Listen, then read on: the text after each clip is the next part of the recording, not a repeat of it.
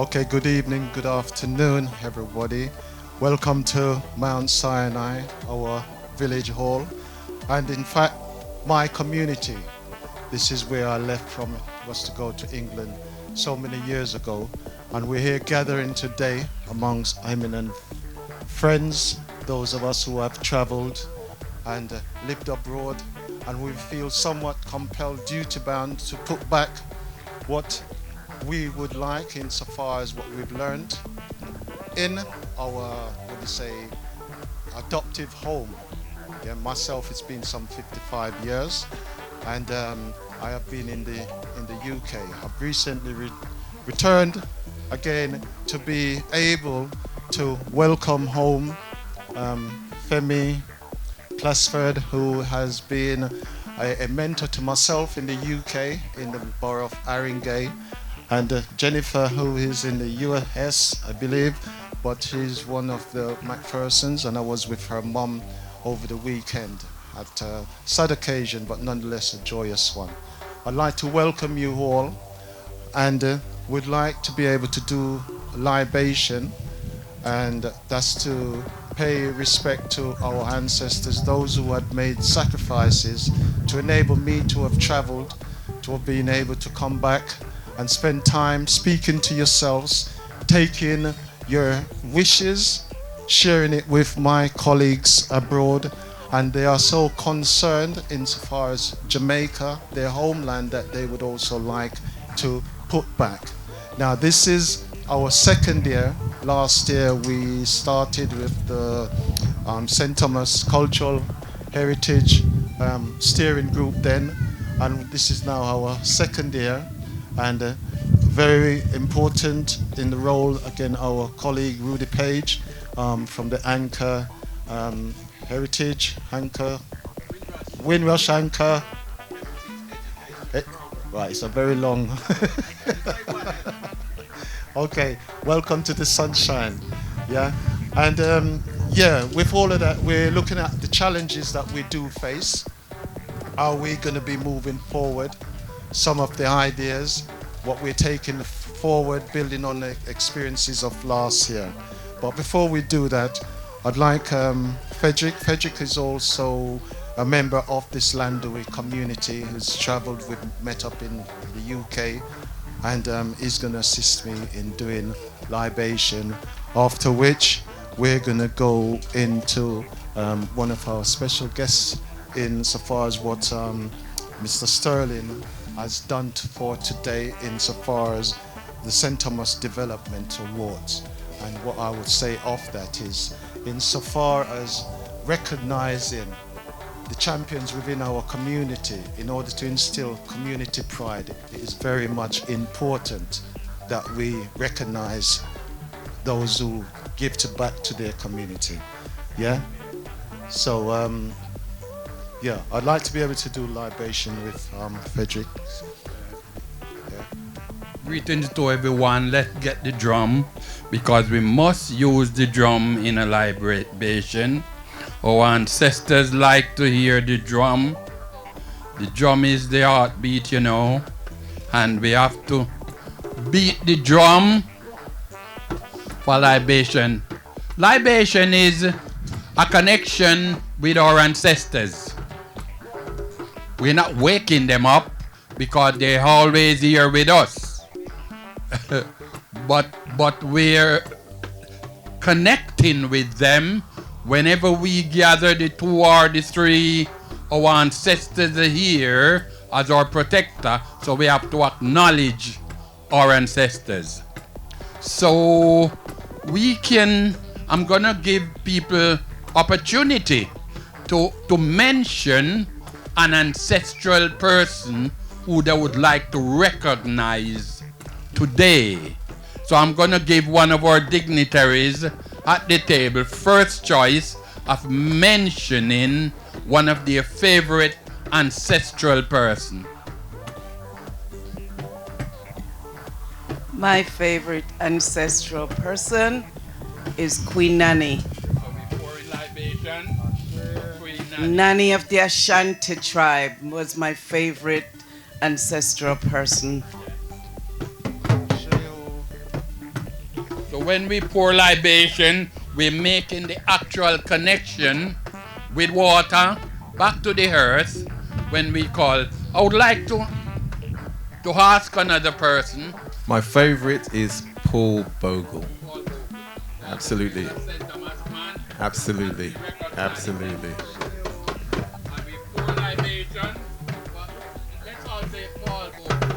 Paul Bogle.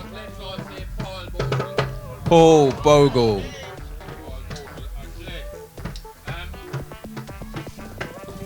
I am gonna name one of my favorite ancestors as well.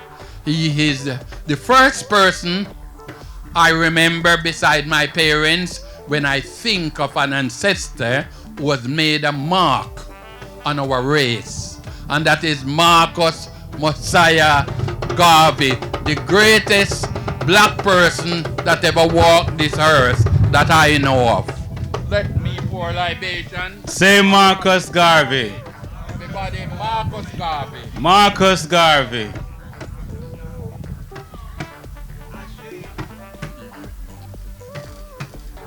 So, we're not going to prolong this period, but if anybody else have a burning desire to name an ancestor who they really worship, you can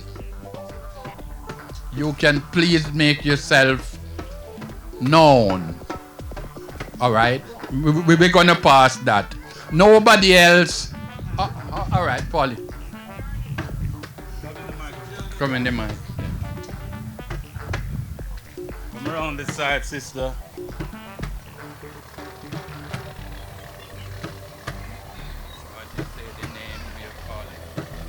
My favorite person and also person I look up to is Sojourner Truth and Harriet Tubman.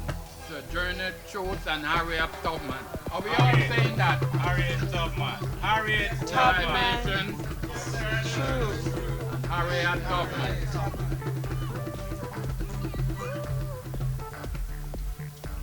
Thank you all. Our libation. All right. Perhaps this really will be the last one.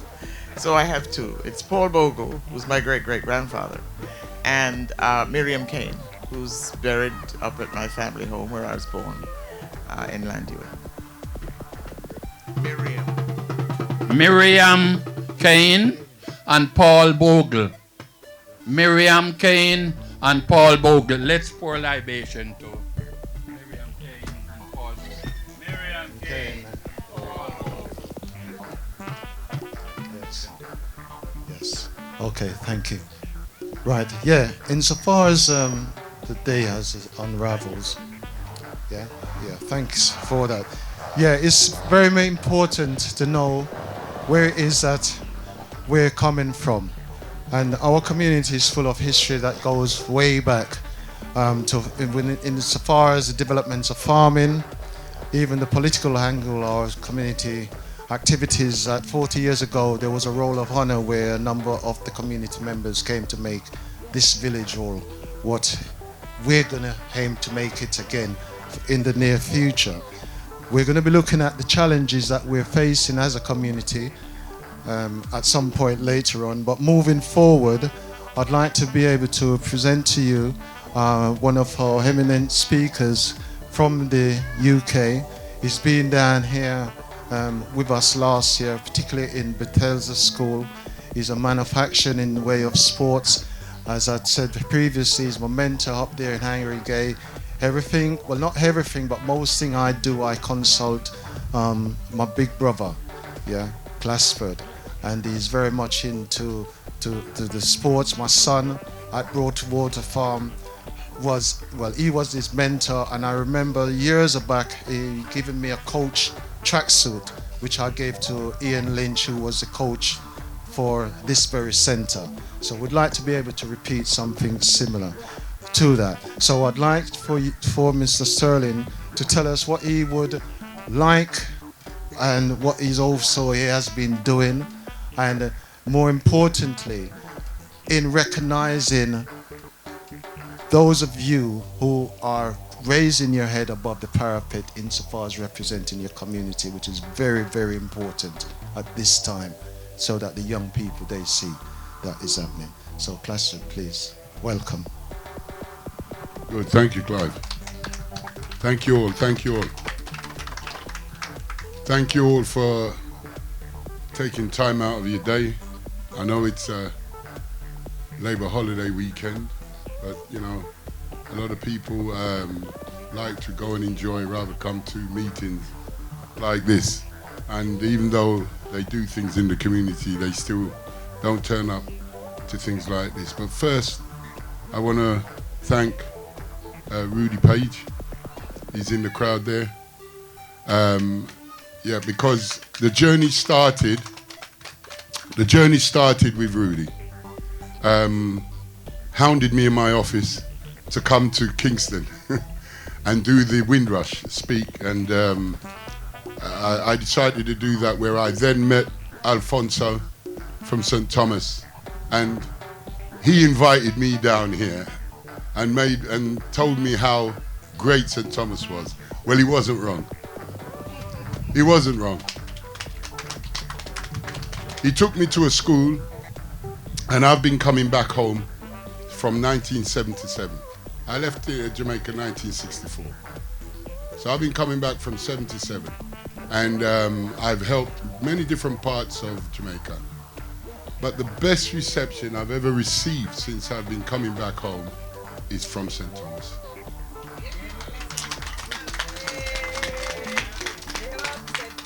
So I pledged my support to Alphonso and Llandewey, maybe the greater St. Thomas, and my brother picked up the phone and told me he's the St. Thomasonian, so he was the most happiest man on the planet, and if he's happy, I'm happy. Now, one of the things we've spoken about, so many things, right? And one of the things is civic pride. I'm a firm believer, not only in Jamaica, in England, and the different parts of the world that I've been, that, you know, people who give their time and energy to support their community, and especially to develop the next generation of the community coming up, is very, very important. So I spoke to Alphonso, and you know, I wanted to know, you know, what can I do to keep that community unity going? What can I do? So he said, well, a load of stuff, sports equipment, this, that, and the other, and other stuff. So one by one, I can't feed the 5,000, but I can feed them little by little and get to 5,000. So I've already, as I said, my office, we've pledged that we will support every year. So I asked for some names, and we specially designed some awards, and those names are engraved on those awards. And I have a title, and it's maybe the second time I've ever used it to endorse it, and I said I would do, just to do it with St. Thomas. I know Rudi's going to talk to me about that a little further on down the line, and he'll persuade me somehow. But this is going to be the first ever in Jamaica, specially made, and it's not an inexpensive award. So I hope Llandewey and St. Thomas like the award and appreciate the people who are going to receive it today. The recipient of this award, and it says, for outstanding community work and contribution to the development of St. Thomas 2024-25, presented by myself, and this award goes to Sade Harrison.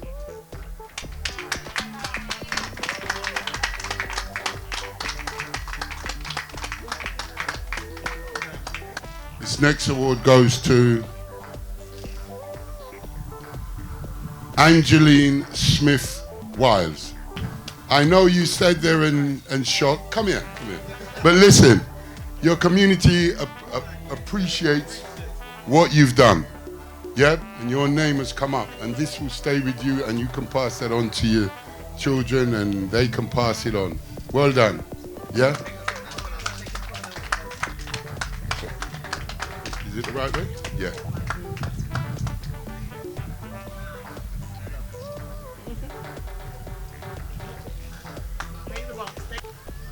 This next award goes to Javaughn Henry. Javaughn Henry.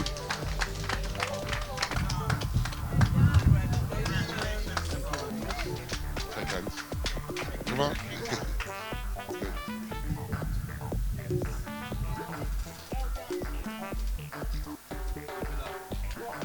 Keep it up. Well done. Well done. Now we've got a fourth award which wasn't on the plan or the map, but I thought it was appropriate to have this award because if I say what I say, you'll most probably know. I said, have you got any sleep this week? And this award goes to Mr. Alphonso Reid.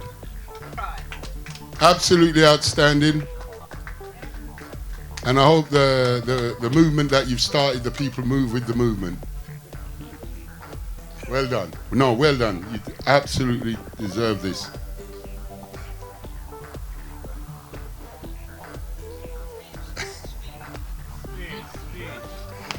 Don't worry. Hold on, stand in front because they're taking pictures. Turn it around, turn it around.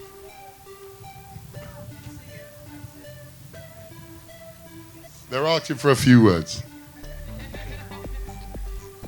No matter how emotional.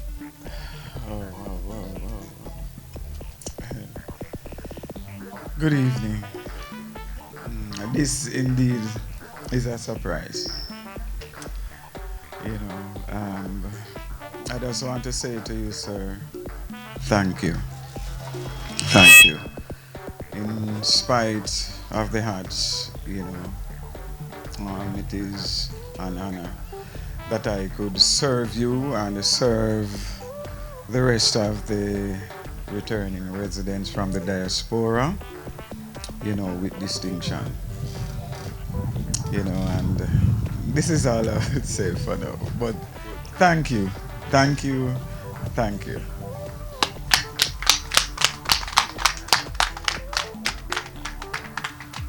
Jennifer, you want to say? And I just want to say to all of the awardees, we are depending on you to be leaders. We've recognized you, and we are going to be there to support you from the diaspora in everything that we can, and so that we can grow and we can see the community grow. I'm going to introduce my cousin, Femi. Bogle-Assegai Bogle. Femi and I are cousins. And Femi and I are cousins on both sides of my family. How's that? Only in St. Thomas.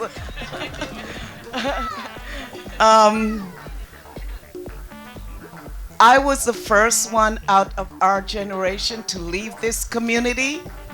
I left in 1965. I went to London, and Femi followed me thereafter in 1967 and came to London. We are both now in the United States. I'm in Georgia and Femi's in Connecticut. And we are first friends and family. And we are close. Our other family member, Angela, stand up, Angela. Angela Cain Smith. Angela was the third person out of our generation to leave in 1969. So we are deeply rooted in this community, and we want the best for this community. I'm gonna let Femi speak. Good afternoon, family. I can tell you this, we're all related. I am absolutely related to everybody in this community. There was one person who Jennifer, well, she didn't forget to mention, but I will mention, Evadne Morgan. Evadne left, she's a Mathis and she's a Morgan. She left in 64, I think. She now lives in Borneo. she went to Australia and now she lives in Borneo. She has 3 beautiful girls, one of whom won Australia's Got Talent because she's an actress and a singer and an artist. So that's Evadne. But I keep in touch with her, so I tell her what's going on. She's come back several times with her husband trying to get water into Cambridge Hill because that's where they lived. But the challenges were too much. And we're all getting pretty elderly because we're 70. Pauline, Jennifer, myself, Evadne, you know, we're not young things.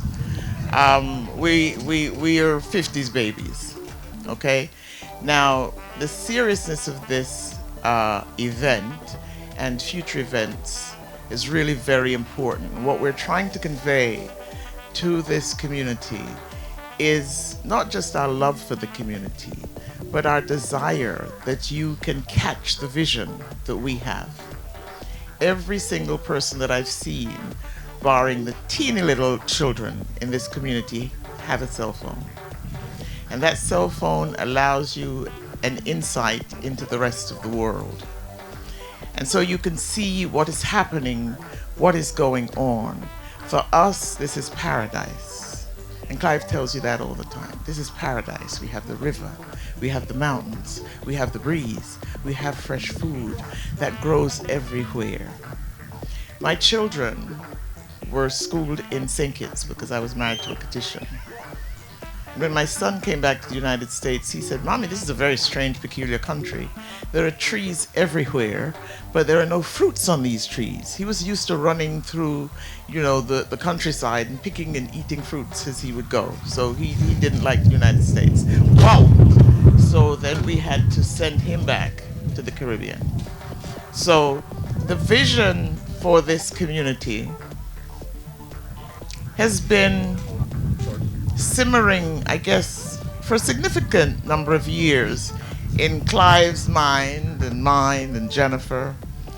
And I guess as we've moved along, the opportunity to come together as a diasporan family occurred, I think, when Rudi, stand up Rudi, so that people can know who you are. This is Rudi Page. A man of the moment and a person who understands that our legacy is important, our lineage is important, and so we need to connect our family members all over the globe. Those of us who left this community and Jamaica and the Caribbean to go and rebuild the Western world, meaning the United Kingdom, England, and the United States and Canada. We were pioneers. Our parents were pioneers. They left with only a promise to go to the so-called motherland, and they believed they were going to get gold. And it is very distressing to me today to come home and to still find that that desire is in the hearts of our community members here, not just today, but throughout. Every time I come back, I'm having to remind our people, there is no gold in foreign. There is no gold there. What you have is what foreigners now want. Notwithstanding the fact that we're called foreigners when we come back home. But the fact is, those who do not have the resources that we do, the land, the water, the sea, the fresh air, the food, the natural vegetation, the flora, the fauna, all of those things that we're talking about now that would make ecotourism tick and be an economic driver for this particular region, they want that. You have it. And we understand that as educated, experienced Jamaicans out of this community, we can come back and put in place the kind of training, and this is why this center is so important and critical, and guidance for our young people, right? Because they're coming up the mountain. We're going down.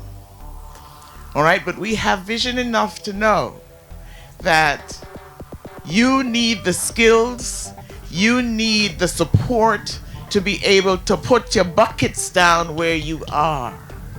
That's what Booker T. Washington told black people in America when he built the Tuskegee University or Institute, which is where my Aunt Lindia went to be trained, to come back here and work in this community. Put your buckets down where you are and build in your own community. Build in your own community. If you don't do that, folks from right here in Jamaica who have money and wealth will come into St. Thomas. They will purchase the land and they will displace you.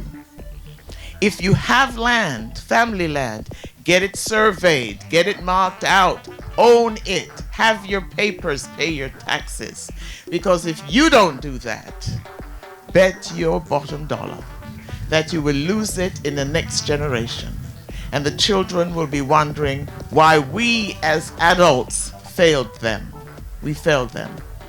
None of us who come back here, at least not those of us who are sitting here this afternoon, come back here looking for anything other than the success and the wealth of our own community, our own society.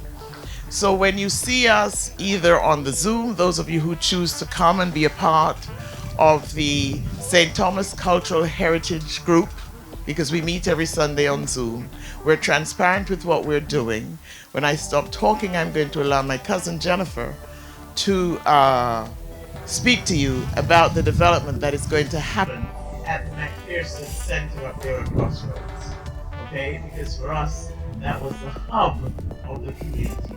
My grandfather, Walter Cain, provided the bread, and Papa C or C-Mac provided the meat, and Parker's, right, Del Pratt, right, provided, yes. Okay, so our history here is deep. We are not strangers, and I am well aware as an Edie, an Ogilvy, a Cain, a McFerson, a Myrie, a Wiles. I'm connected to everybody in this community. A Morgan, a Mathis, a George. We're connected.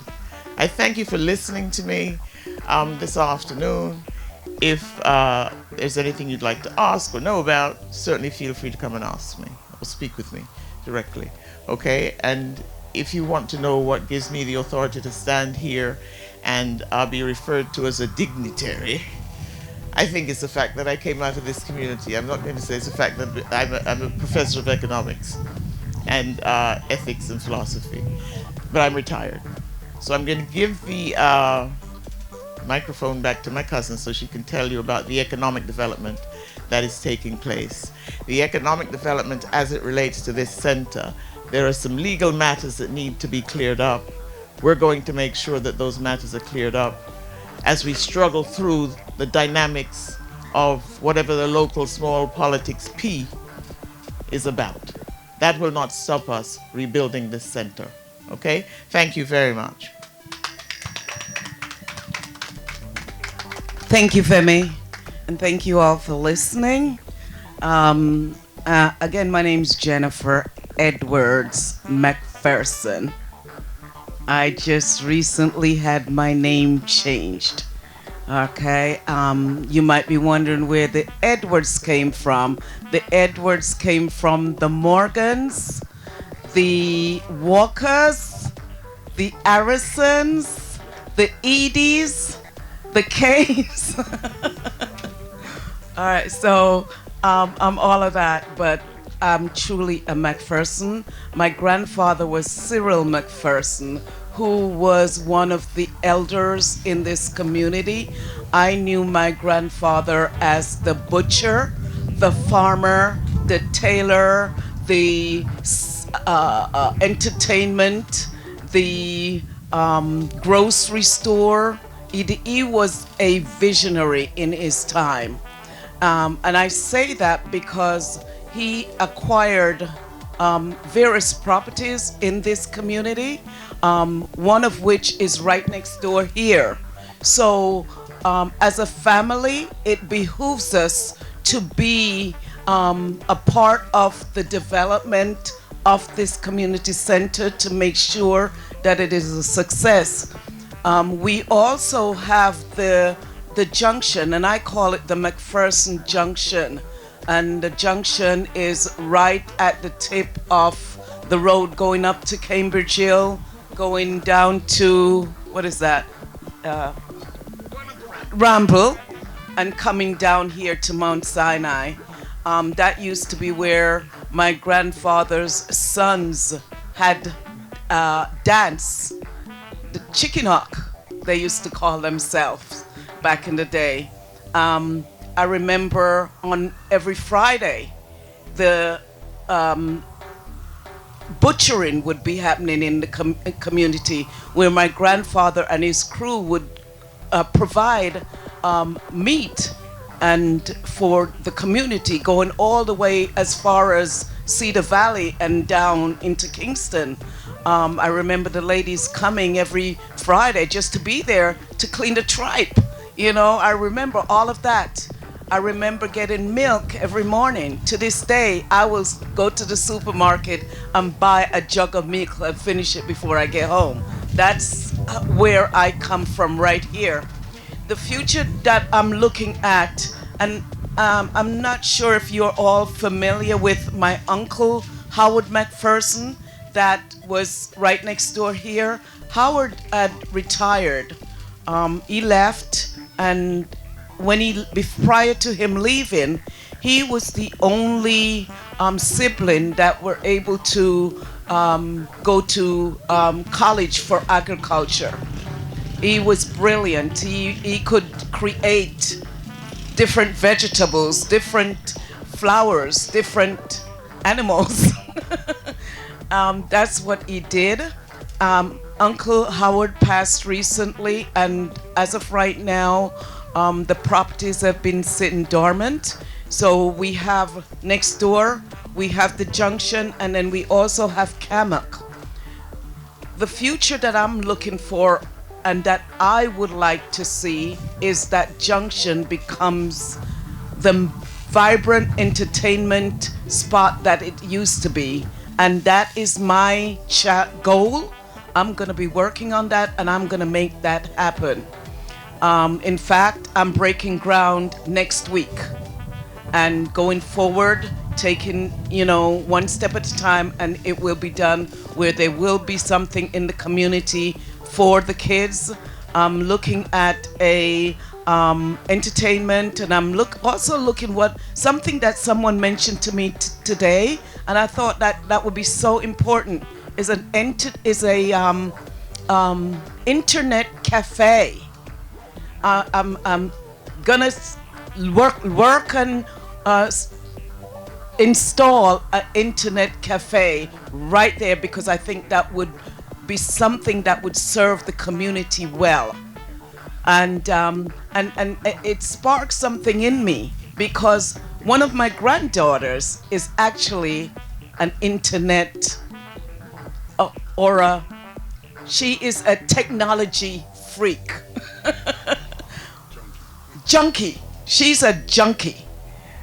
Bailey's father passed in 2018. When Bailey's father passed, Bailey was 7 at the time. Bailey was already learning coding.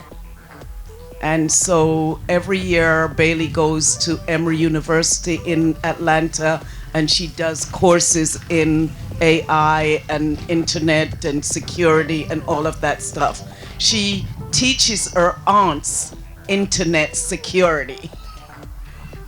Anyway, so that's part of the future development. Cammock is right above here, the center and the property next door. Cammock is another property that we have, and that's going to be separated into like a subdivision. It's going to be subdivided between all of the children of the Cyril McPherson's children. All of the so all of my cousins, basically, from my father, my mother, and her siblings. And of course, we have right here. So I'm looking forward to this, and I'm hoping it will be something in the community that we can be proud of. I'm depending on all of you for the support and to continue to show me, little Jenny, the love that I remember as a child and I'm used to. Thank you all, and thank you for coming out. Thanks. So we're gonna, I think, unless there's any other speaker, but one thing I want to do, I want to call up my colleague, Nigel, and trust me on this. Come up then, so everyone can see you. Nigel is my business partner, many, many years. And trust me on this, he's my brother. You can see the resemblance. Right? He absolutely does all the work, trust me.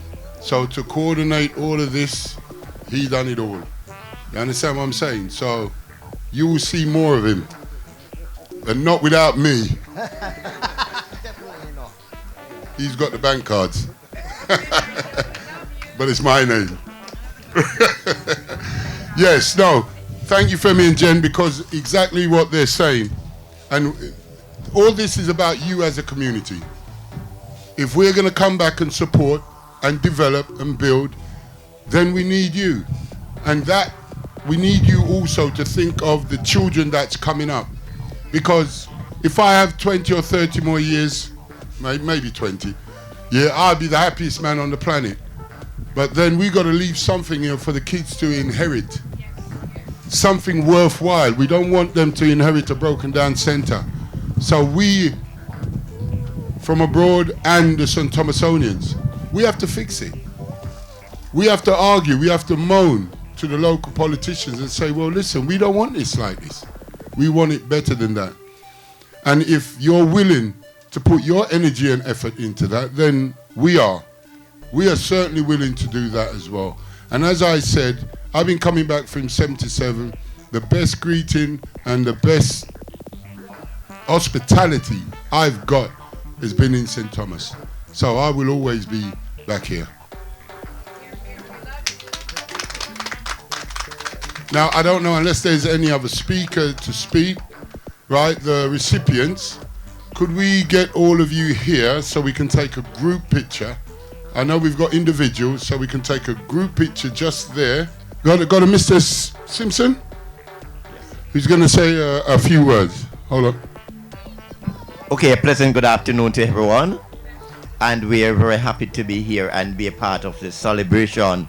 And you know, when I sit back and when I listen to our people from abroad, let me just put it like that, you know, come and really play their part this afternoon and give us lovely gift, then I believe we also need to have something to give back to them. Something from Jamaica that when they go back home, they will feel very happy.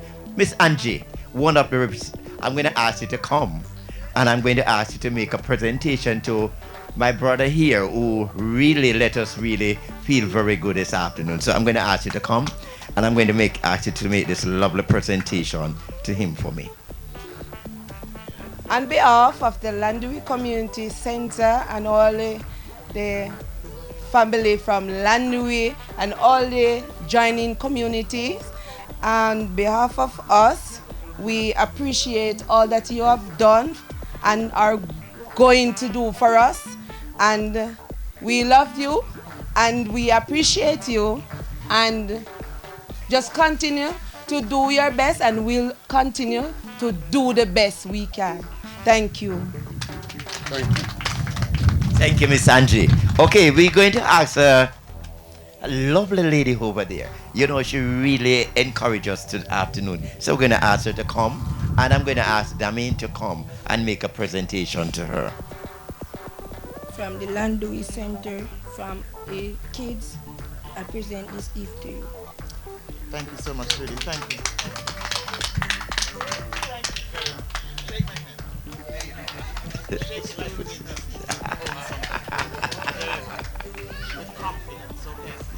Good. I'm growing into a big man.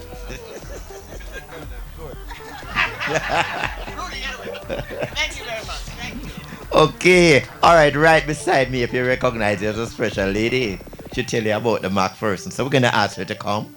So we're going to ask you to make a presentation to her. Good. All right, good afternoon again. Thank you. I am honored, to be called upon to present you with this gift from, let me see, from the Coco Llandewey. I'm just checking. Mount Sinai, Smithfield, right down to Islington. I just want to say to you on behalf of all the communities that is involved, we are grateful to have you, and I take great pleasure in presenting you this gift on behalf of all these communities in one. Thank you. Thank you. Thank you. Okay, I still have one more to go. A special lady, if you realize, she wanted to make sure her head is covered. Can I invite her to come? Okay, let her come around. You want me to do it? Okay, thank you very much. Okay, I want to say how much we really appreciate and really enjoying what is really happening from we start here on Wednesday, and we really appreciate it a lot, and we really feel good, that you can really come back and give back to the community, and how much we appreciate it. The children, you can see how much they are running around, they have come, they have tried to be a part, and the person who have been involved in, taking part, and we really appreciate it a lot. And in spite it's a small token, because it just like how it hit Mr. Jinkerman here, and it hit Mr. Reid, and it hit Miss Angie, because they wasn't thinking about it. When I come over here and I said, no, we can't let these people go back, and so we really feel good. So on the behalf of all of us, I hope and trust you will enjoy it. And if you realize it is saying Llandewey. Okay, blessing. God bless you. Good afternoon, Llandewey. Good afternoon. You are my heart and my soul. Thank you so very much. My name is Pauline Angela Cain Smith. I'm the member of the Cain family. I love you guys, and I love this community. Right, just to finish off, because I know they're dying to play football. We here at the table, I'm going to give 3 questions. Any 3 questions anybody in the audience want to ask us? 3. Yeah, 3. Anybody? Anybody, young, old? Any question? Do you have any time frame that we can look at that we will be seeing something start on the community center? Is there a time frame? Well, I'm going to let Femi or Jennifer answer that, but I know there is a bigger picture of more people involved in developing that. The time frame at this point cannot be specified because there are legal issues as it relates to the ownership and the management and the family of the Burkes that we need to work out and sort out so that there is clear community ownership of the center and that we do not feel beholden to the Burke family. This is not a plantation. You're free people. So we have to get that squared away first. That's going to take some time. It is likely that we're going to have to invest our own money to do that because we're not about to sit around and wait, because we understand the significance of having this center up and running. So the time frame, I would say, is unspecified at this time, but the St. Thomas Cultural Heritage Committee, I just realized I have these glasses on, I'm sorry. Committee is an open Zoom invite to all of the St. Thomas residents. Those who are interested in knowing about what is happening, how it's developing, simply join the community. I would suggest that you tell Clive, because he's the engine, really, that's making it work, and he issues Zoom out of England. So just join the community, and our conversations are then published, so you can print them, read them, you can read them online. Everything is going to be open and transparent. I see a question. Claudette. What is the vision for the center when it's all up and running? We have a phenomenal vision for the center. We see it as an institute, an education institute that has attached to it a sports complex, because obviously our children like to play ball, and we want them to be able to do that. So we see it as a building with classrooms where our young people can be trained. We want to have a technology center in here, an arts center in here. Arts, because St. Thomas people, Jamaicans on a whole, are very artistic. You know, we punch very high in the world, right? You go outside and you say, I'm a Jamaican, they expect you to be God. So, you know, I'm sure you all know Toby, right? Well, those of you who are visitors, obviously you don't, but Toby's a sculptor. He lives not here, but he comes and goes, and this is his base, if you will. He works with plastic and bottles and so on.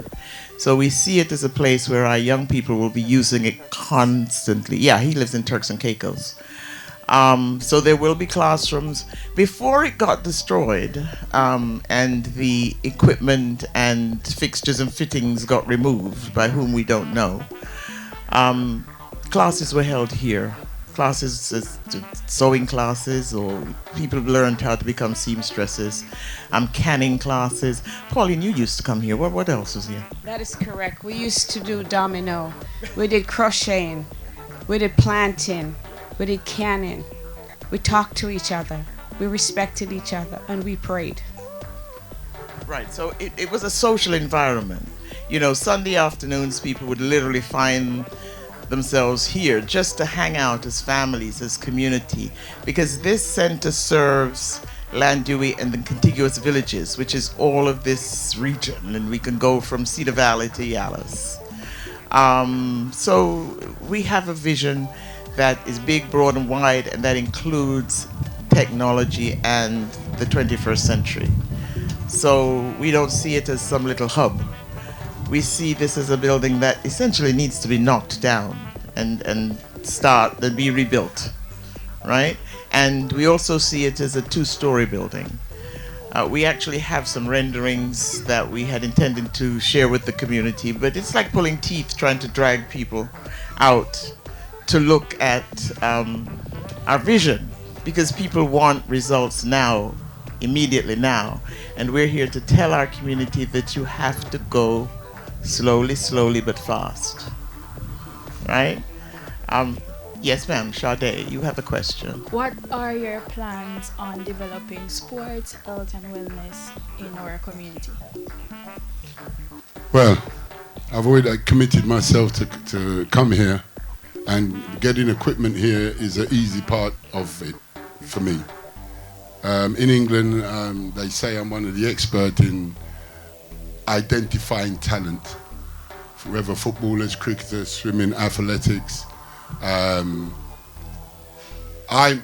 My belief, and I spoke to this before, is that there should be a development officer based here. We can support and give all the information. I can come down.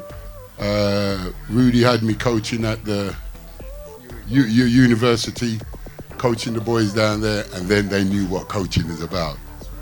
They weren't ready for that. Yeah, but that's it. You know, we want to bring out the talent. Jamaicans are talented around the world, in whatever sport, around the world. And there's more talent here. Now, I know in the city, and maybe Montego Bay, they get more opportunity than St. Thomas in the rural areas. That's not right. There's champions on the doorstep here. They just need that help and need that support. And the people are here. The Windrush Heritage Anchor, the St. Thomas Cultural Heritage, right? The groups in itself, and that I've been invited to the table. So my commitment is to young people. I have maybe 300-400 young people enter my academy every week, which I train, and we've signed 3 this year already, 2 to Spurs and 1 to Leyton Orient. their lives are changed. So hopefully we can do the same here. But we cannot do it without you. We need you in the community to be a strong part of this. Yeah? So that's my answer to that. Yeah? Rudi? My name is Rudi Page, and I'm the founder of the Windrush Anchor Heritage Education Program, also the Windrush Anchor Festival. But my essential role being a part of this community has been with Clive. I've known Clive since he was a youngster. Where is he anyway? Oh, you're not Clive. There he is. That Clive I'm talking about. Yeah, Clive at the back. So I've been working in Jamaica for many years, probably 30 years, something like that. And my role here always is to act as a catalyst for communities in their neighbourhood where it's the most difficult to get things up and running. And when programs are up and running, then my role then is to pass on the baton, because then there's other communities. So the last couple of weeks, my colleague here, Antoinette Page, she's a cousin, Claudette Graham, we've been working in other communities around Jamaica, including this year we've actually been over to Paradise View, further on in St Thomas, over in the east side, also St Mary, St Anne in Kingston, and we launched a big program in Hermitage, which I hope at some point will come to this side. So with youngsters at Papine School, and this is to do with the space economy. So I'm just going to say a few words about that, the importance. So when we talk about space, we're talking about space and sustainable development. And part of the project last year, why we've said it was important for the centre to come back into use, because of climate change and disaster preparedness, every community in this country should have a place of refuge, which is really important. Where do the most vulnerable people go if there's a storm? What happens if there's no electricity? We all know how important it is for our phones and everything to be connected. So that's why a lot of the activities of the cultural steering group last year was to focus our minds on getting the centre up and running with a plan. It can't be immediate, and Femi's really set that out altogether. So Papine High School in Kingston, they already have a robotics club, and again we'd love to see robotics going on here, because those robotics teach young people about coding, problem solving. It's an early introduction into the engineering sector. So some of those youngsters who are good at maths, very good domino players. If you think about it, if you're a good domino players, you can see the patterns in numbers. So that could make you an expert somewhere in the space economy. So what we've done with the young people in Papine now, we sat down with them and we've worked out a program of activity around agriculture. So they're actually going to put together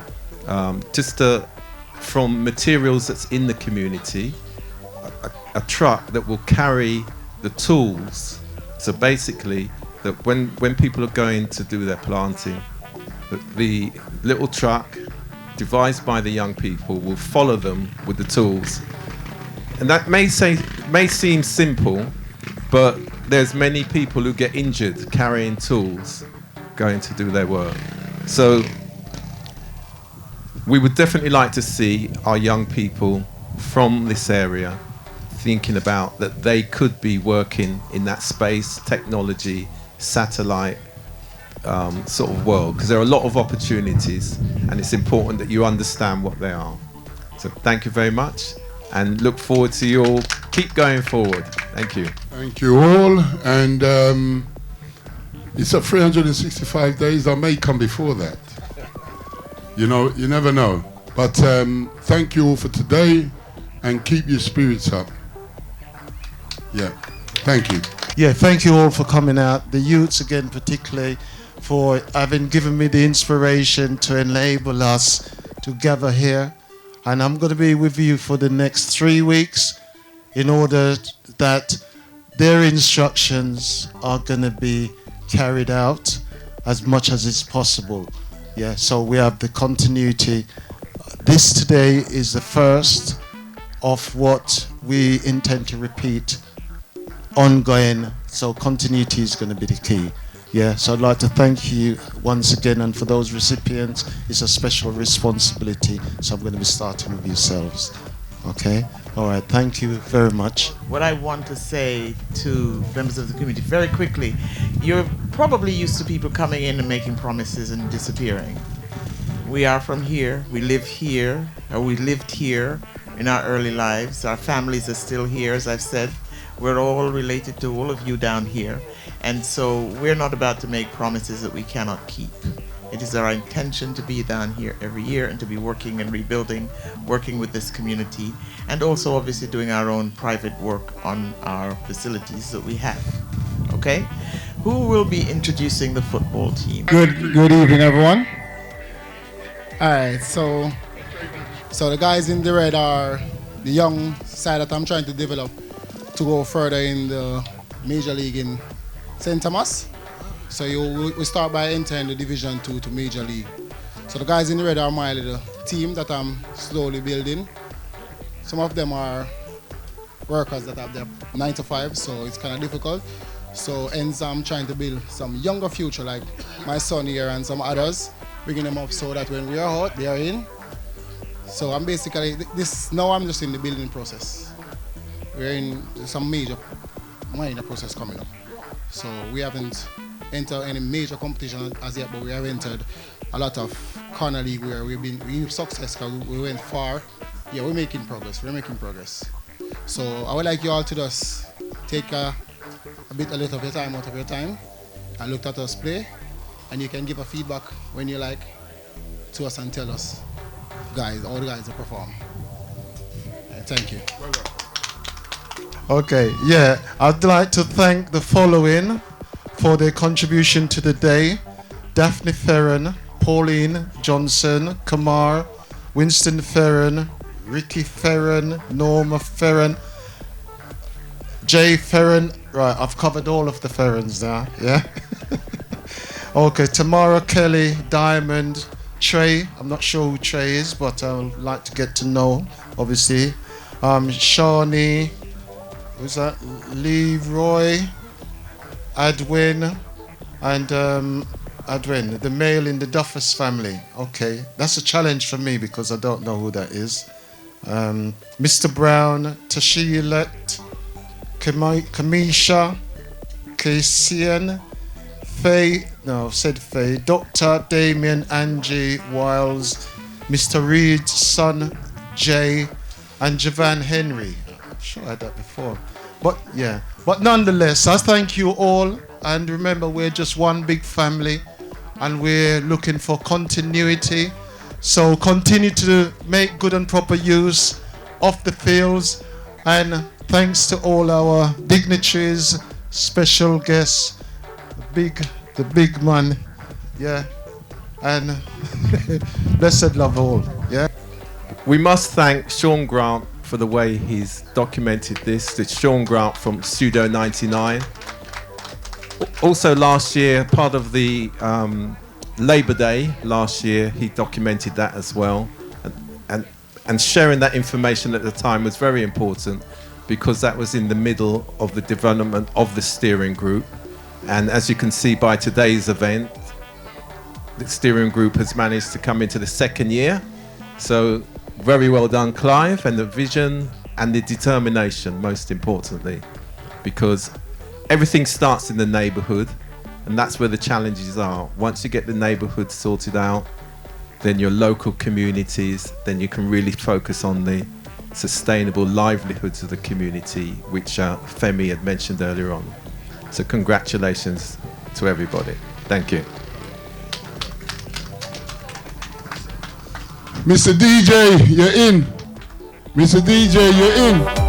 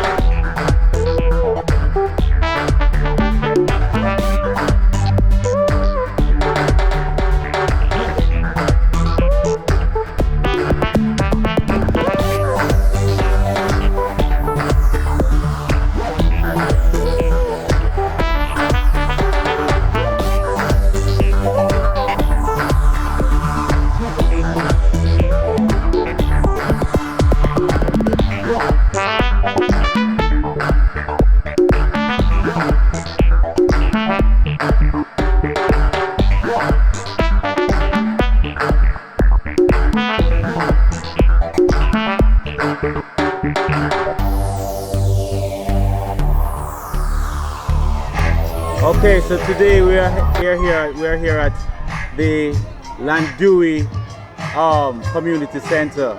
Now they're having at least 5 to 6 days of events, and this is an extravaganza here at the Llandewey Community Center.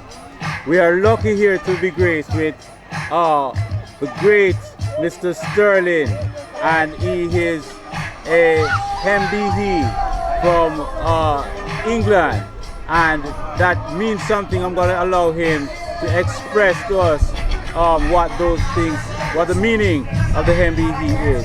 I'm not even sure if I'm pronouncing it correctly, but this is a big accolade for Mr. Clasford Stirling. Now, we're here with a plethora of great people, and we're going to be hearing from them as we go on in this session of the interviews at the Llandewey Community Center. So nice to meet you again, Mr. Stirling. Nice to meet you, Sean. Thank you very much. Could you just tell the world who is looking on now at this small little tiny community in St. Thomas, Llandewey? Tell us, introduce yourself and tell us, what is it that a man like you is doing here? Well, I'm Clasford Stirling, MBE. I'm originally from Jamaica. Left Jamaica in 1964, went to England. Always had the passion to come back. I've been coming back home since 1977. Over the years, I've been, people would say, successful and have a little bit of fame in England. I was awarded an MBE by the Queen, which they call Member of the British Empire, which is an honour given to people in the community who, you know, the Queen or the now King think have done well in the community. So I'm honoured that they think I'm somebody who deserves to be honoured in that manner. You know, so coming back to Jamaica for so many years and helping different parts of Jamaica, some of it nice and fun and some of it disappointing. But last year I was introduced to St. Thomas, and I went to a primary school, and a teacher, the head principal there, Miss Verona Barrett Brown, the way she greeted me and her students and her teachers, it just took me by surprise, because I've never been treated that way like that in Jamaica. And I thought to myself, you know, yeah, I like this. I like, you know, how can I work with the school a bit more? You know what I mean? And I went back to England and I thought, no, I've got to keep in touch with the school. And since I've been coming back to St. Thomas, the way the people have greeted me, I've never been greeted like that anywhere in Jamaica. You know, so you know, and the beauty of St. Thomas. I mean, before I came here, I think I've only ever travelled through here once. Never knew the mountainous regions. It looks so beautiful. Oh God, you know, and there's the history of Port Bogle and Judgment Cliff, things in history that even Jamaicans in England, I've never heard them mentioning. So they don't even know. And I've learned in the past few weeks so much history about St. Thomas that hasn't even been written, that people should know about. It's really, really is a beautiful parish, very fruitful, you know, and the people are just very, very humble and loving, you know. You left Jamaica quite a while, and you've been matriculated into a great man where sports is concerned in the UK. Could you tell us a little bit about that? Well, I was always a good footballer. Yes. But you know, in the 60s and 70s, that's not something your parent wanted you to do. Yes. You know, I was good at most sports, and this lady, Miss Dolly Kiffin, started an organisation, and I was part of that. And through that, part of what I had to do is to, I was the youth officer as a young man, dealing with young people my age. And the common ground with everybody was football. But I know I could play. So if you're going to tell me you can play, you got to challenge me. and then you got to show me what you got. And from that, I formed a team, and from forming that team, we started to get recognition around of beating local good teams and academies. And I eventually end up working with Liam Brady, Arsenal, and Roy Massey for about 15 years. And I started to give them footballers. I trained my own son. He became a professional. People like Joby McAnuff, Lionel Morgan, you know, Nile Ranger, Emmanuel Frimpong, Daniel Boateng. I could go on, Jason Banton. I could go on and on and on. All came through our little kind of academy regime in the community, and people was wondering, how is he producing these players? So now I started to get more contact from other professional clubs, and you know, to this very day now, I think we're close to 300, maybe 285. Apparently somebody said I've trained the most professionals in North London.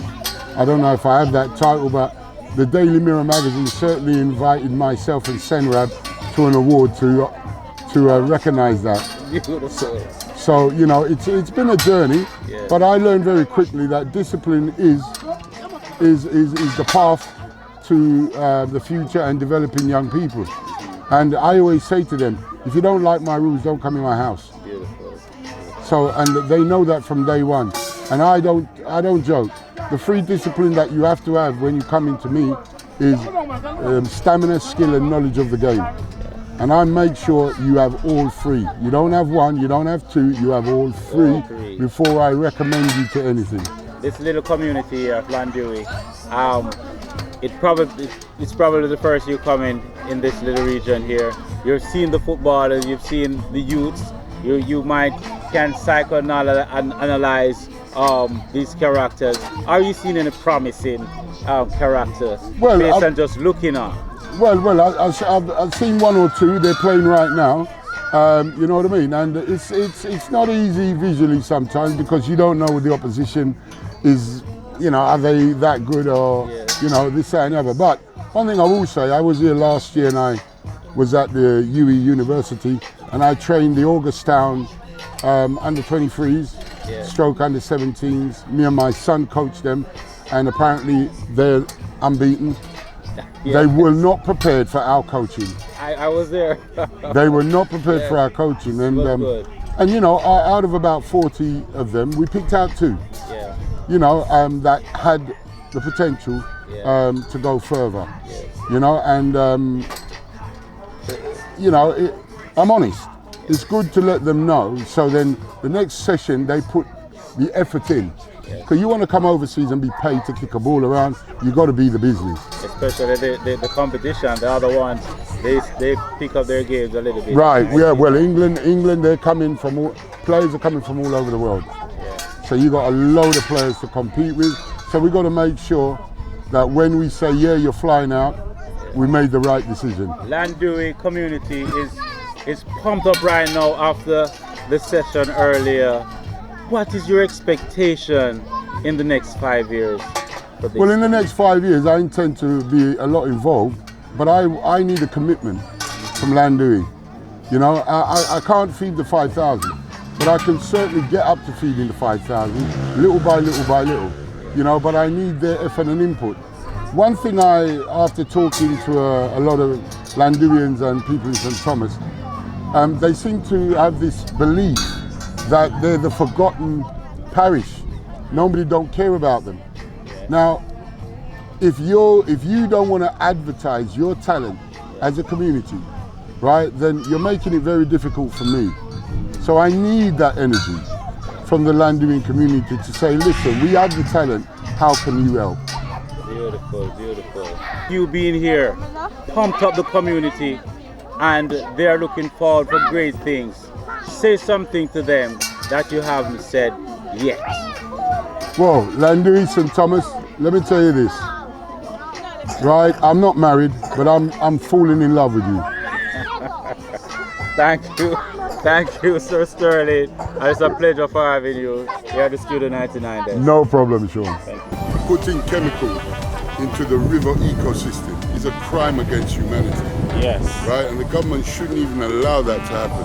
because the next generation of children won't have the pleasure of coming here in the river and using the river rather than staying away from it. This is so wrong.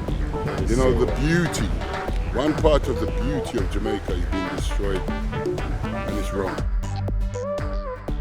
All right, so we're here again with another super person, Jennifer Joy Edwards McFerson. That's a long one, and she's also beautiful, beautiful soul as well. Now she's one of the head cooks and bottle washer of this program that we have here at the Llandewey Community Center, but it's actually the Llandewey community overall. They're having a extravaganza. It's like a jamboree, a festival, you know, a coming together, a reunion. It's all of that in one here at the Llandewey community, and they're in the old program of building. Now we're here speaking to Miss Jennifer Edwards, the great one, and most beautiful as well. Welcome here, Mrs. Jennifer Edwards at the Studio 99 desk. Thank you for having me here today. Beautiful, beautiful. Now, I'm seeing everybody in a heart, you know, just to have your presence in the midst here. Tell us what is going on here at this. Well, you know, I was born right here, and a lot of the elders in the community know me as Little Jenny. Yes. Little Jenny.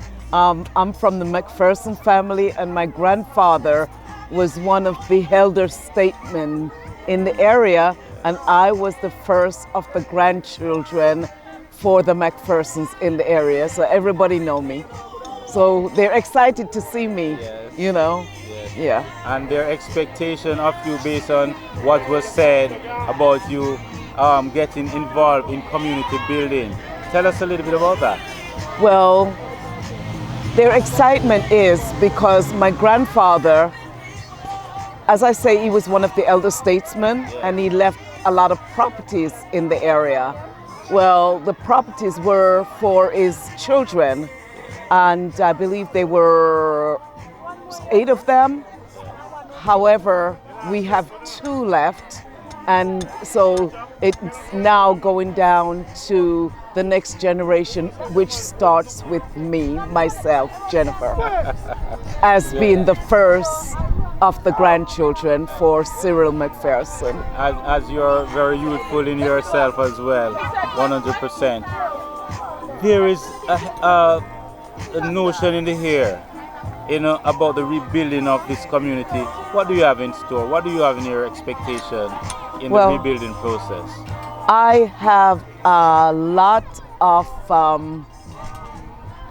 I have a lot of excitement that I am personally excited. As first of all, being a McPherson, and to know that my grandfather was a visionary. My grandfather visioned what he wanted, and we are seeing the vision come to life now, in that my grandfather was the we have a dance floor, first of all, which is something that, you know, is really highly unusual. So we have a dance floor attached to a grocery shop, attached to a bar, and 3 little huts. Okay, I don't know if you've all seen the movie 3 Little Huts. We literally have 3 little huts on the property.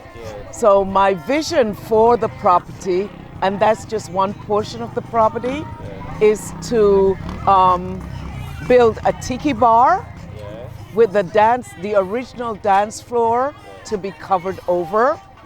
And we are looking at like a cabana type seating arrangements for multi-type events to be held, along with a kitchen above it to service the participants who are going to be participating in the use of the facility. Beautiful. We're here at the community center, and we have seen this wonderful vegetation right here. Nice playing. The guys are playing football right now. The community center need a little bit of development, and we heard a little bit about that previously in our first session. Could you elaborate a little bit about your expectation of building of the community center, or the rebuilding of the community center? Well, yes. So there are high hopes for the rejuvenation of the community center. Thank you. As a little girl, I remember coming to this center and watching the elder people in the community have dances on the weekend, do community things here.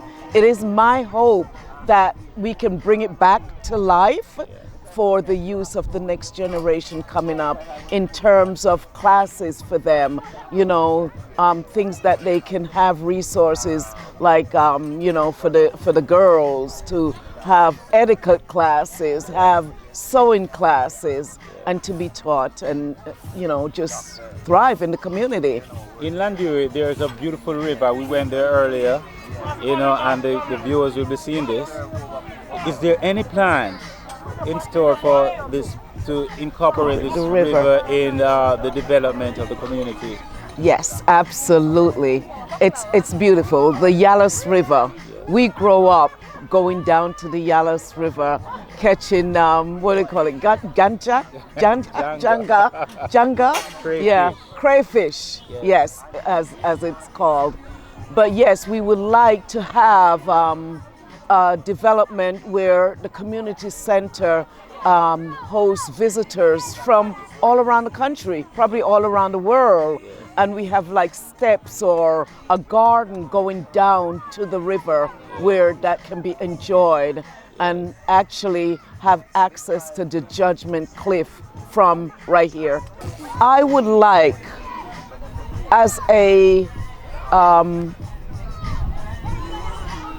the community has been my birthplace, I would like to be able to bring my family back every year to be a part of this community and grow and see where they may fit in.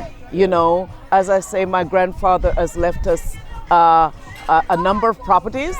For instance, right next door to the community center, we have a ackee and a mango farm. And, you know, I would like for at least one of them to come back and continue that farm. And be a part of the community and help the community grow, because we have generations of us to come, and I'm the first generation, so I would like to take it and let it grow for the next generation under me and future generations to come, so that we can enjoy it. Yes, I've been here a couple of times, and I'm very comfortable here. Tell us how you feel about security. You know, I have been coming back. I grew up in England. I left Jamaica when I was 9 years old. I came back my very first time after leaving at 9. I came back when I was 18 years old. And because I have family here, I have family members here, I am very comfortable in this community. I do not have a fear of security in this community. In fact, at one of our events yesterday, the police, Officer Smith, was here with us, and I feel secure, and I feel secure with the people here also. So I'm looking for growth, and also working with other community leaders that I can assist in terms of making the community safe for those people who are afraid of coming back to the community. Because as I say, I have no fear of it. Make an appeal to the diaspora, the Llandewey diaspora abroad. Make an appeal to them. You know, what is it that they need to come back for, and what is it that they would like them to see, and give them some interest to come back for. All right, so in St. Thomas as a whole, there's a lot of resources. We're very famous for our mangoes. You know, we're famous for our farming in the hill. We have the hills and we have the rivers. Yalas River, we have the hills. For instance, I personally and my family, we have property in Cambridge Hill, which is a beautiful view of Kingston on a whole. So my hope for this community is that the development can come here.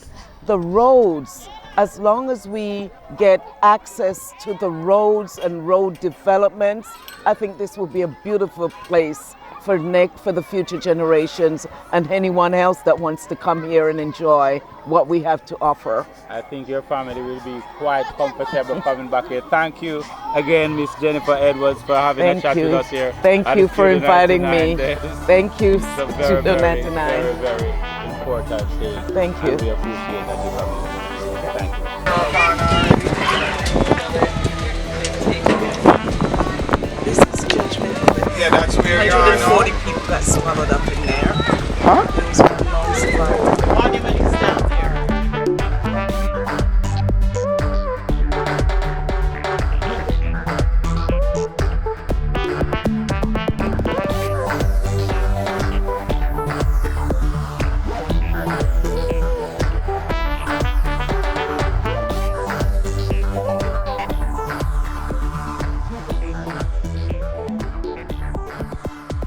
Okay, so we're here with another great personality here at the Llandewey community.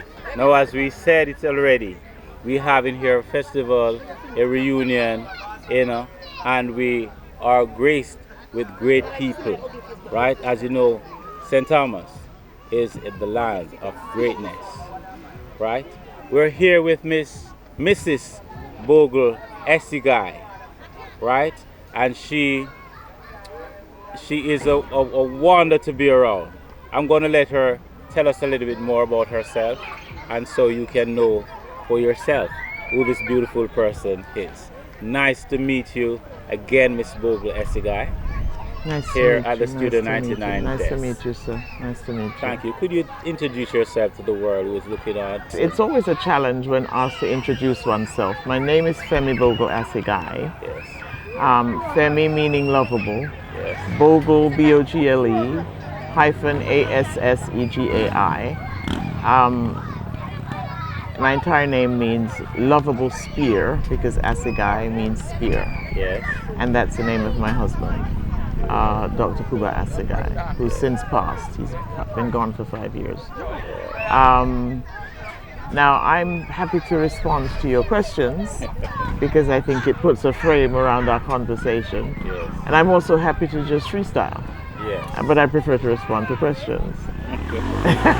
So you can certainly start asking and then I'll take it from there. Okay, we are having a beautiful day here at the Llandewey Community Center. In Village Hall, right? In Mount Sinai. In Mount Sinai, yes. Right? Tell us a little bit of, what is happening here today? Tell us. Well, today is, I guess, the third day of a 3-day event. Yes. And it's been put on by the St. Thomas Cultural Heritage Group. Yes. We have come about by virtue of a vision had by a cousin and a friend, Clive Morrison, son of a man called Seven. That's his moniker, if you will. Yes. It's pet name.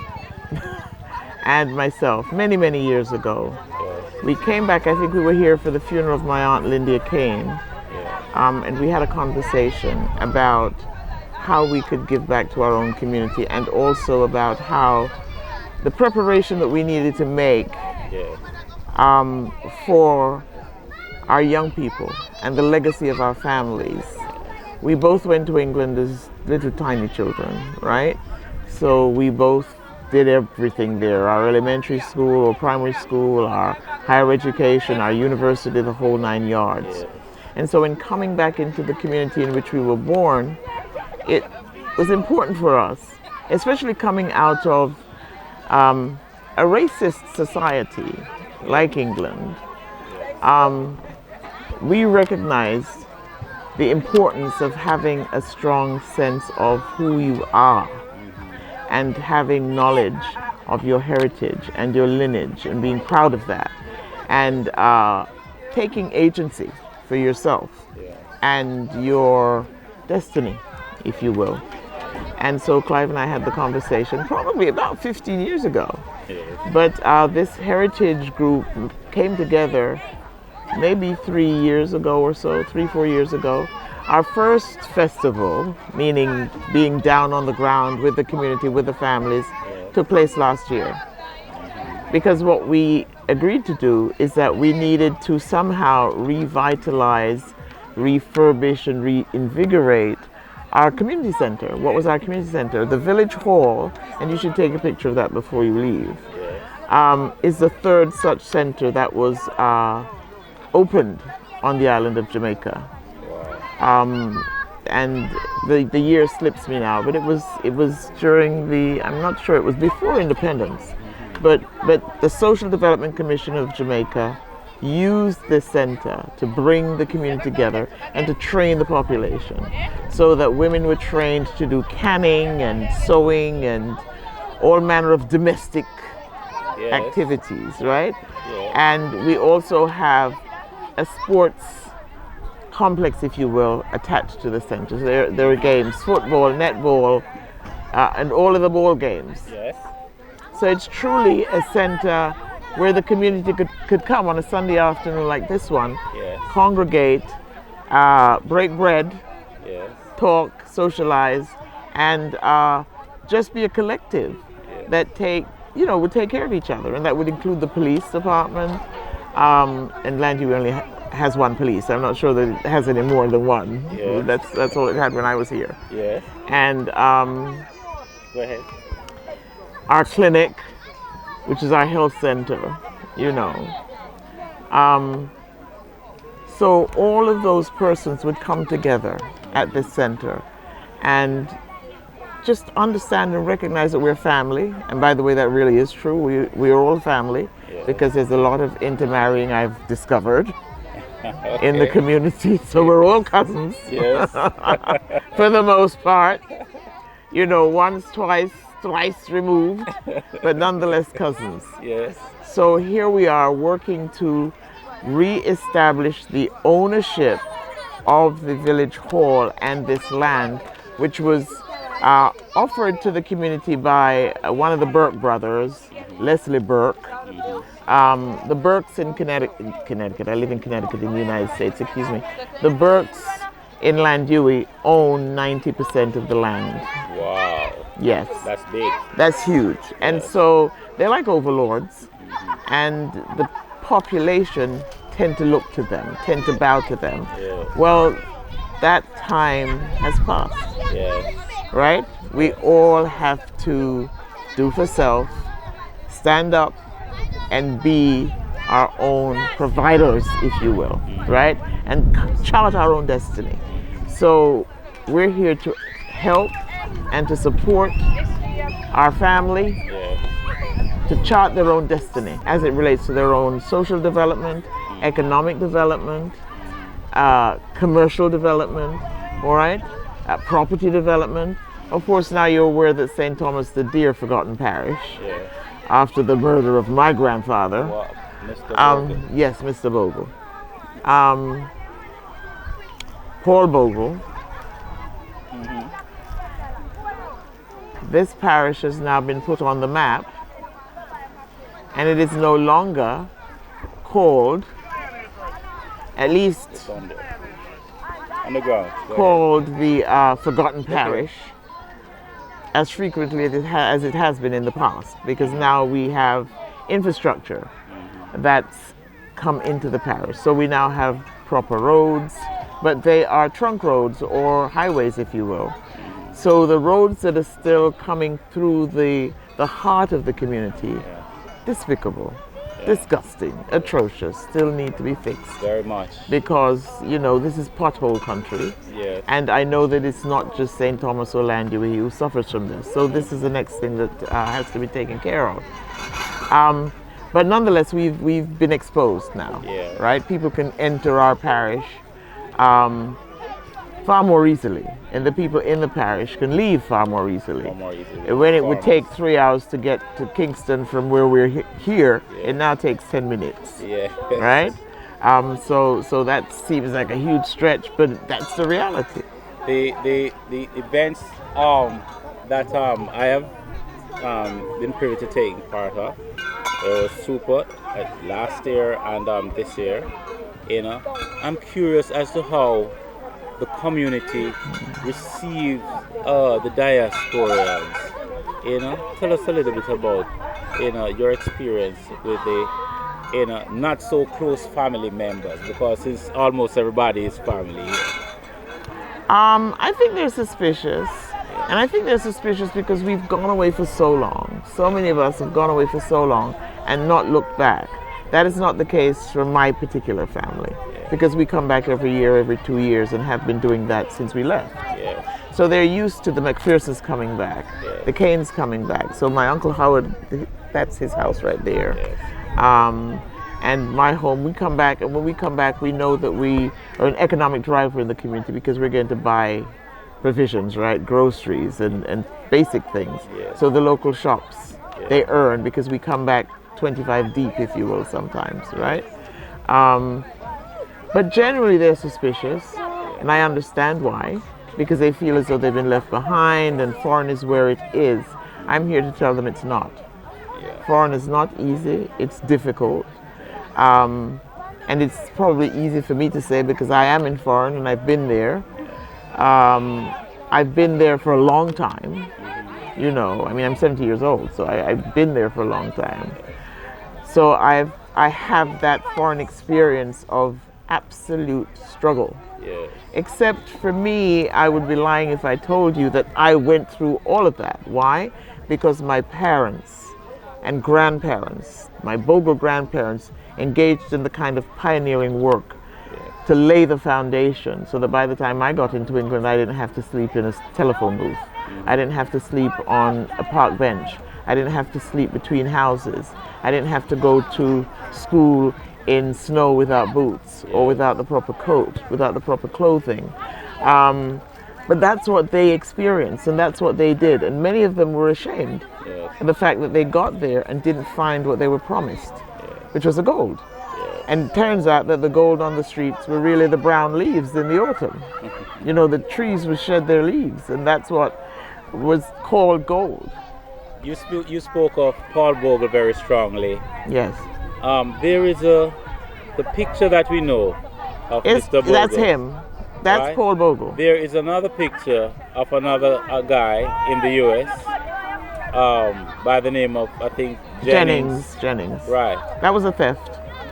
They didn't have the technology to produce the picture that the British technology produced of Paul Bogle. My father looks exactly like Paul Bogle. All of my uncles look exactly like Paul Bogle. I'm going to show you the picture before I leave here tonight. Thank you very of much my father. for clearing that up. And I can tell you now, my direct lineage is to Paul Bogle.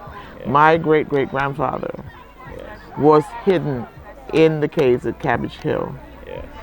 Right?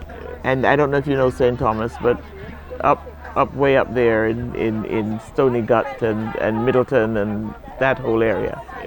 Okay, and so there's a direct lineage, and my great-great-grandfather, who was a baby at the time, has told the eldest cousin that I have on the Bogle side, who's 80 years old, about being in that cave during the rebellion.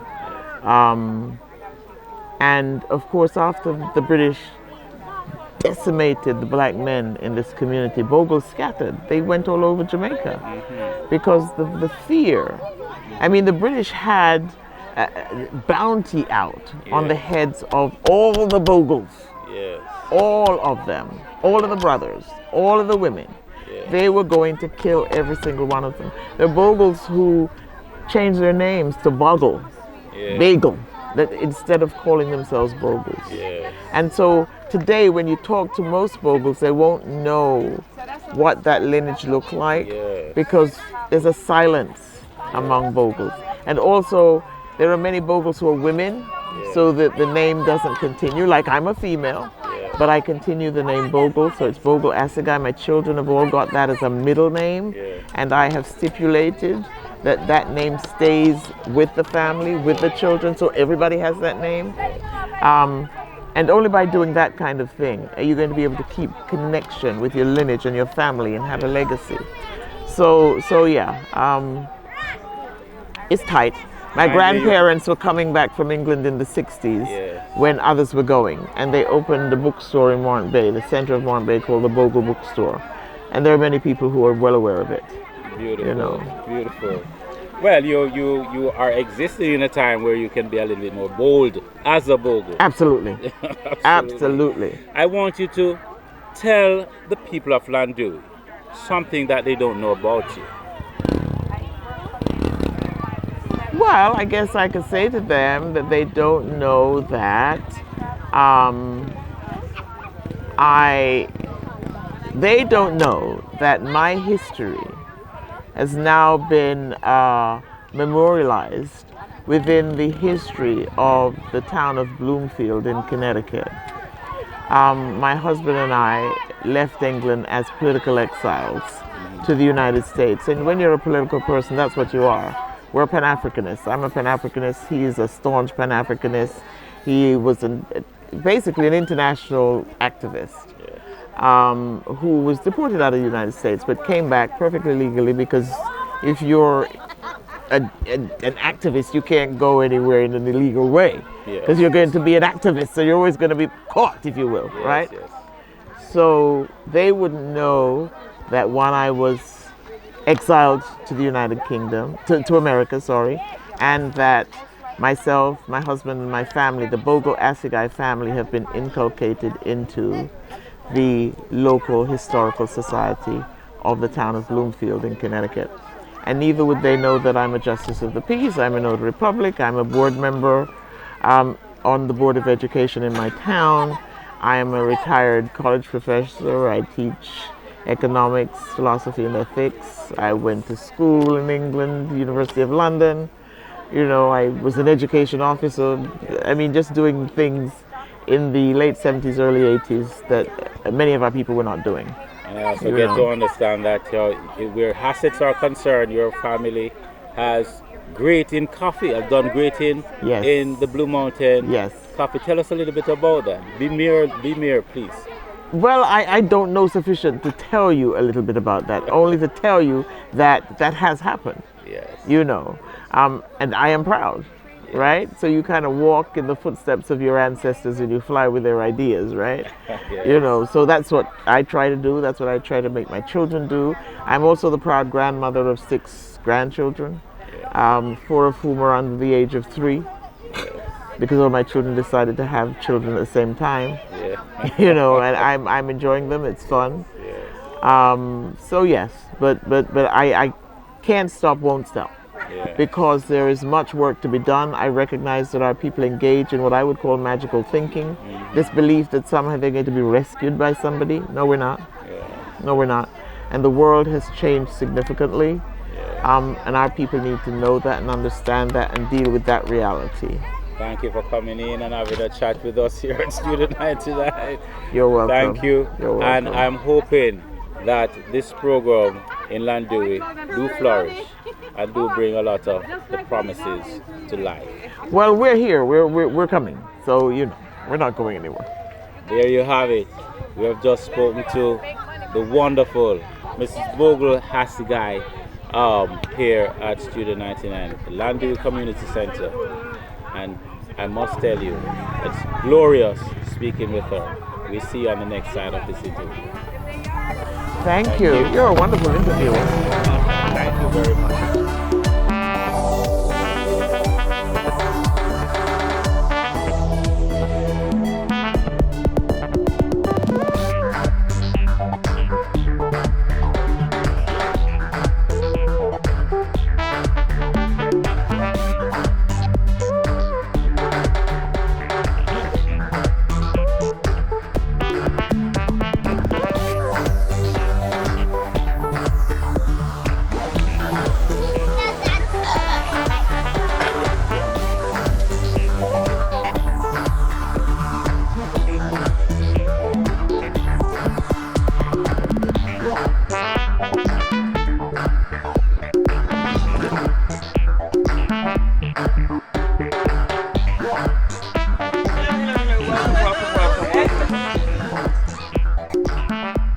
Okay, so we are now speaking to a parent, a senior citizen here at the Llandewey community, Mr. Leslie Clarke, and he's gonna just fill us in with some of the blanks that we have missed. Nice to meet you, Mr. Clarke. Nice meeting you. And your name? My name is Mr. Grant from Studio 99. Studio 99? Yes. Okay. Okay, so today we are having this event. Do you know what it is? Tell us a little bit about it. Well, this event is supposed to be a community development to assist the younger people in developing the community. Yes. I think that's all I know about it. That's all you know? Okay, based on what you know, what is it that you're expecting? Well, what would you like to see? I am expecting to see the roof goes on back on that place there. Yes. Yes, because it's a long time this thing has been going on. No real effort from the hurricane took it off. No real effort has been made for it to go on back. And that is over from Gilbert, how much years that now? That's a lot of years. Yes. Yes. I was the one who do the grill on this place, and up to now I don't even get paid. Real community contribution. Yes. So is it the only thing, the community center you'd like to see develop? Talk to me about other stuff that you'd like to see develop. Well, no, I would love to see the whole community develop, because nothing much really going on. No jobs for the young ones, you know. And if people comes in and try to help the young people, they will get jobs and the place will look better, you know. The diasporans who come in, the persons who came in from overseas, right? These persons, how confident are you that they will pull through and get things done? Well, I am confident because I know some of them. And it's a long time they are away. Yes, and coming back now, I see some improvement already. Yes, I see some improvement already. Yeah, because it's a long time we have in this situation. So I think they will do a good job. Is there anything that you'd like to say to them? Well, I would like to say, come together with the citizens of the community and you will get the help that you need. Yes. Thank you for coming in and talking to us. We have just spoken to Mr. Leslie Clarke, a senior citizen here at the Llandewey community, and he's having great expectations for this event, for these diasporans coming in and making promises, these beautiful promises, and he's confident. Again, he's confident that these diasporans will come together with the community and fulfill these promises. Remember, it's not all up to the diasporans. It's an all-inclusive program. It means that the community must come in and play a big part as well in the development of the Llandewey community. Thank you again, Mr. Clarke, for having a chat with us here at Studio 99. Thank you.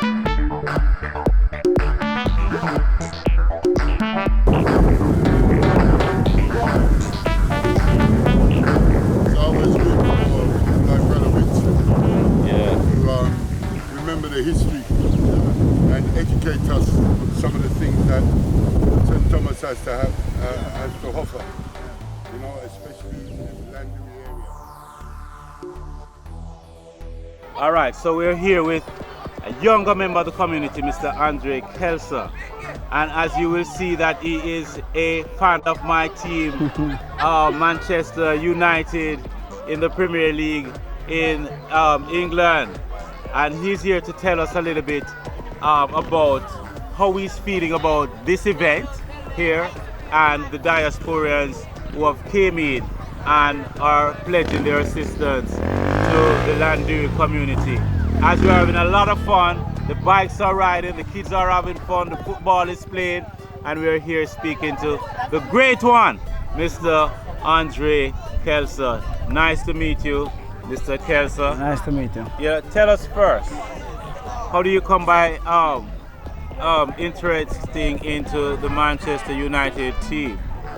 So well, I'm not really a fan of the Manchester United. However, members of the team, yes, it's their side, so they say it's the best jersey. So that's hence, majority rules, so that's why we have the jersey. Just work with it, Okay. All right, so we have here a couple of diasporans who came in and they're pledging their assistance to the community.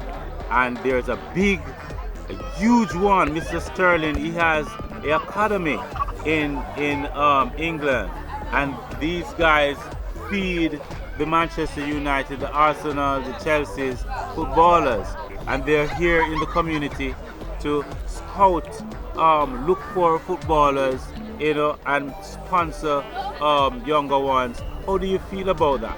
Well, it's a good feeling. The community is lacking development. Yes. It's good to see that persons are coming back to the community to try to make it a better place for the youngsters. Some of them have talent, however, they don't have the support. So it's good. It's a good feeling to see persons coming in. We have heard last year from members of the team that the Llandewey football team did very well in the past. Give us a little history on that. We have played a lot of competitions. Didn't play any major competition, but in these leagues, we have reached many finals. We didn't win any as yet, but we have reached many finals. So, but with more development, I think we'll get one in final one time. I think you'll get one. Yeah. How confident are you in this program going forward? Because I know that in the past many have pledged and didn't come through, right? How confident are you that these members, these diasporans, along with members of the community, is going to come through for you guys? Well, as you said, other persons come, however, they did not show up.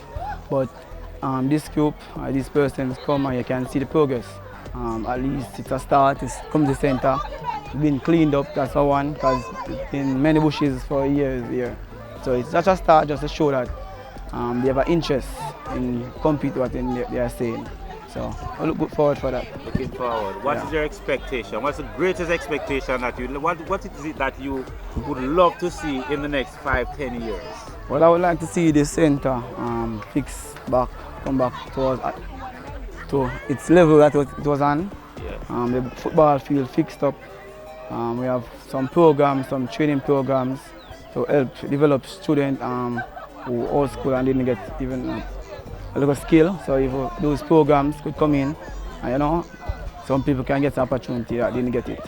And I'm sure you love to have a wonderful, progressive football team and netball team too. Yes, we love that, man. And the sponsorship to get that going. Yes. You don't want you leave that out. No, we won't leave that out because we need of that. Right. Yeah, nice it was nice having you, Mr. Kelser. Having you here also.